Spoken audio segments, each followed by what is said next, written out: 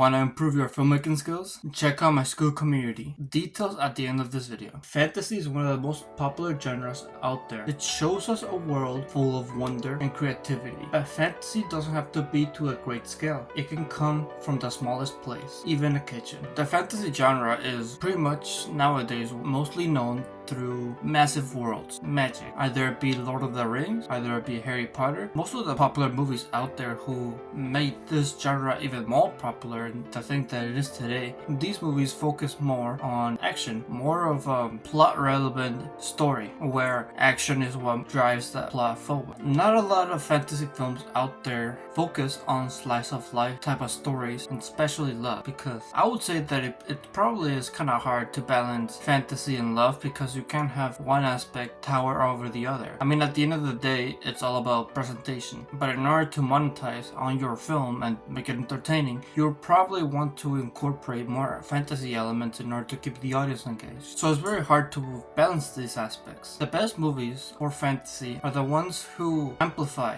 our desires to a massive scale, to live a life full of adventure, to be destined for greatness, to be able to talk to the dead. Fantasy elements pretty much amplify our desires and bring out what we want. While rather in sci-fi, it's mostly the sci-fi details that the character has to adapt to, that they have to work around. I don't really think sci-fi movies out there are there to amplify that character's desire. I'm not saying like all of them, but I'm just saying like from the ones I've seen. This is why I think fantasy is better when it comes to this aspect, because the only limitation for how much you want to express this desire is pretty much to the creativity that you have. And the movie that I watched recently and I thought showcased fantasy and a love story together really well was Like Water for Chocolate. And this movie's story is pretty much as simple as any other Mexican telenovela story. A boy and a girl fall in love really young. However, due to a family tradition, their mom stops them.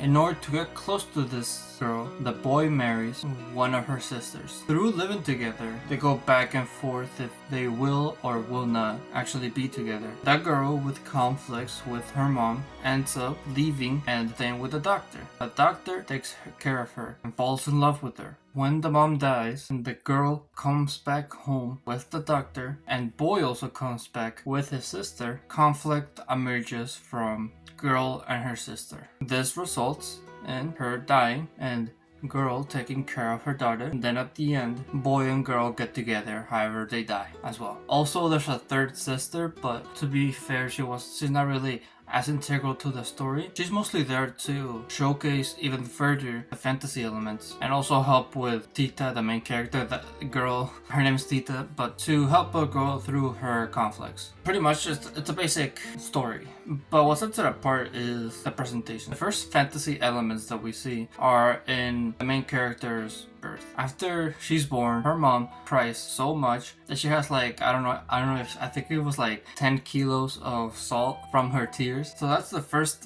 fantasy element that we see. And is it integral to the story? No. But I think introducing this movie with this element shows us the tone of how fantasy elements are going to be incorporated. Whenever they are incorporated into the story, people don't mind them. They just act like if it's a regular thing. People don't question the fantasy elements in this story, and I think this adds wonders to the story. It makes it adds more questions if the fantasy elements only apply to this family or other families out there, because this is the only family that we see. And guests who come to the house also act like this fantasy element is normal. And the fantasy elements are also like in your face. Like we would spend like a decent time, like around like 5 to 3 minutes focused on the fantasy elements. You know, they're not really subtle with it. They like want to let you know that the fantasy elements are there. Most people want to be more subtle, because what's also a good thing about the fantasy genre is the fact that fantasy is combined with psychology. A good example of this would be The Wizard of Oz. At the end of the movie, it's revealed that the whole plot and everything was all a dream, And this you can say about a lot of movies. For example, this movie, you could just say that everybody felt sick after eating the cake. The actual fantasy element was the fact that everybody started to cry after they ate the cake, but simply it could have just not been real because it doesn't really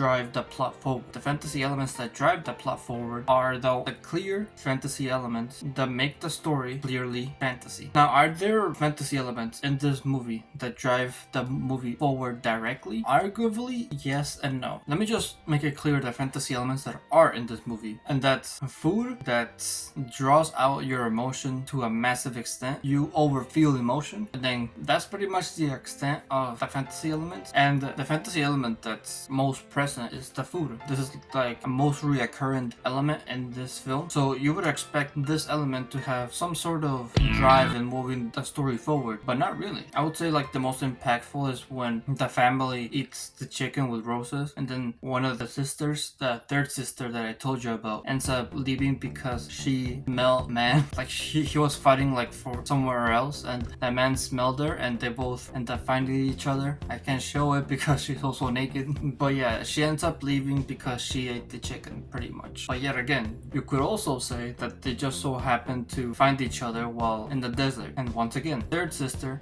doesn't really drive the story forward. She's there to draw out some time while the movie waits for the story to move forward, but I don't think she's as integral in moving the plot forward. What she does manage to do is show the fantasy element through this scene right here. Another example of this would be at the end of the movie where everybody eats the peppers and they end up getting horny.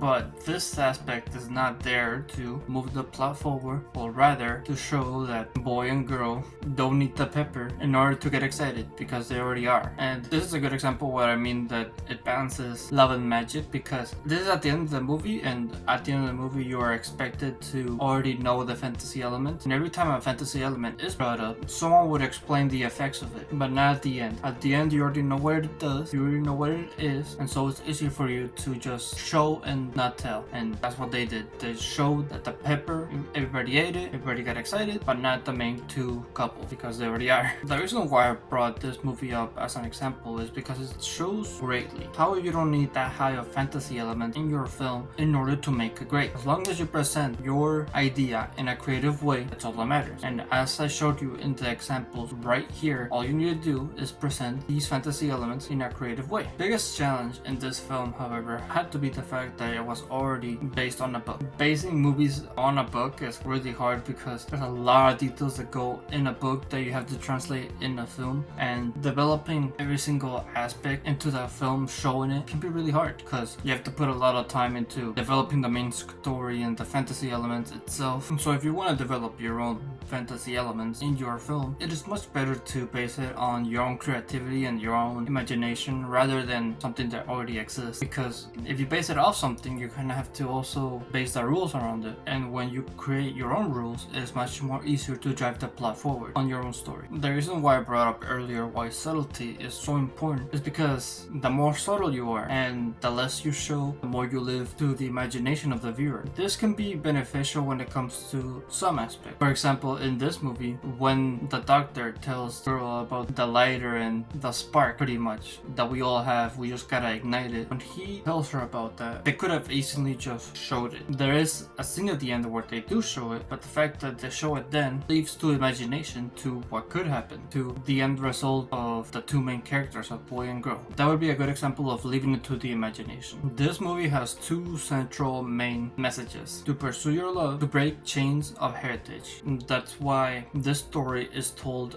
from the viewpoint of the main character's granddaughter, to show that she was successful in breaking this chain. And then there's also the message of love and pursuing it despite everything. While this aspect of love can be questionable in this movie, it still showed the message pretty well because of the fantasy elements provided. The point is that fantasy elements are drawn from human desire. These two desires are what were exaggerated in this movie, whether it be eating chicken and getting lustful because of that, or the ghost of your parents coming back to haunt you. That way they can keep the family tradition alive. These desires are exaggerated in this movie, and because they're exaggerated is what makes this movie great, because it adds to the internal conflict the character's going through. So I want you to keep everything I talked about in mind when it comes to making your own fantasy film. And with that, make sure to also click the link in the description below to check out my Skool community. I have a bunch of courses all about filmmaking if you want to improve your filmmaking skills. They're all gonna be in the description below. You could also have feedback from me. You can show me your films, I can give you feedback, we can share ideas. I could also give you like a checklist of what you should do in each filmmaking stage. We can just make a film together, pretty much. We can work together, work with others. I want more people to join, that way it's easier for others to network. I'm making a screenwriting course, an editing course, a film review and an analysis course, a